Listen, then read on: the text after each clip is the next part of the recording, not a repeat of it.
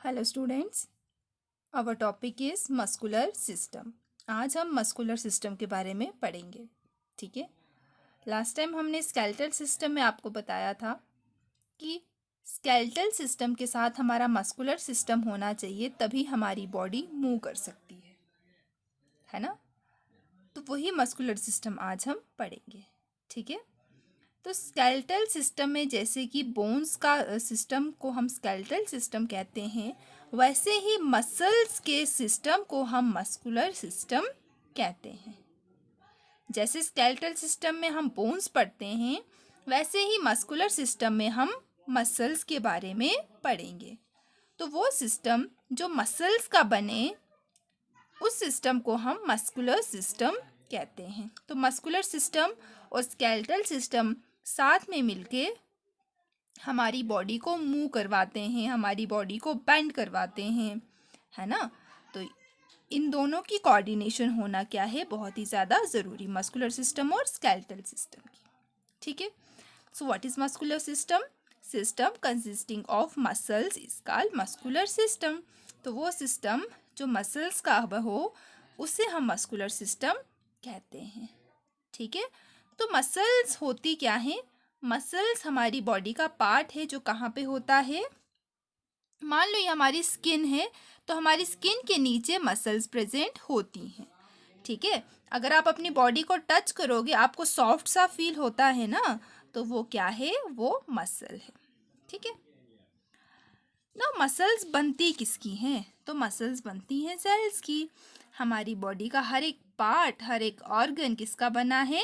Sales का। तो muscles भी किसकी बनी होंगी? सेल्स की, है ना। तो बहुत सारे सेल्स होते हैं, इलोंगेटेड सेल्स होते हैं। ठीक है। सेल्स की अलग अलग शेप होती है, लेकिन जो मसल्स के सेल होते हैं वो कैसे होते हैं? इलोंगेटेड, मतलब लंबे होते हैं। ठीक है। सेल्स स्फेरिकल भी हो सकते हैं, ट्रायंगुलर भी हो सकते हैं, है ना। लेकिन जो मसल्स के सेल हैं वो कैसे होते हैं? इस शेप के होते हैं, लंबे होते हैं, इलोंगेटेड होते हैं। ठीक है। तो बहुत सारे सेल्स मिलते हैं और बंडल्स बना देते हैं, और उन बंडल्स के ऊपर जो है एक लेयर आ जाती है, जिस लेयर को हम कहते हैं पेरीमिसियम। ठीक है। क्या कहते हैं? पेरीमिसियम। ठीक है। तो सेल्स बंडल में पैक होते हैं, और उनके अराउंड क्या लेयर, किसकी लेयर होती है? पेरीमिसियम की। ठीक है। फिर ये सारी बंडल्स इकट्ठे होते हैं, मिलते हैं और बनते हैं फाइबर। कौन से फाइबर? Muscles fibre. फिर ये जब लास्ट पे फाइबर जुड़ते हैं, बनती है मसल्स। ठीक है। तो इसका मतलब हमारी मसल्स किसकी बनी है? फाइबर की। और फाइबर किसके बने हैं? सेल्स के। ठीक है। तो सेल्स के अराउंड, सेल्स जब पैक होते हैं उनके अराउंड एक थिन स्किन, जैसे स्किन होती है ना, उस फॉर्म में क्रैप, मतलब वो जो लेयर है वो रैप कर देती है इन बंडल्स को, और उस लेयर का नाम है पेरीमिसियम। ठीक है। तो अब बताओ कि मसल्स कहाँ से बनती है? Muscles are made up of muscle fibre, and these fibres are made up of cells. Okay. And the shape of the cells कैसी होती है? elongated. Okay. Now voluntary muscles and involuntary muscles. अब हमारी body में जो muscles होती हैं ना, तो कुछ मसल्स ऐसी होती हैं जिन्हें हम कंट्रोल कर सकते हैं, लेकिन कुछ मसल्स ऐसी भी होती है जिन्हें हम कंट्रोल नहीं कर सकते। ठीक है। तो वही है voluntary and involuntary. So first है voluntary muscles. So muscles that are controlled are called voluntary muscles. तो वो मसल जिसे हम कंट्रोल कर सकते हैं, उस मसल को हम कहते हैं वॉलेंट्री मसल।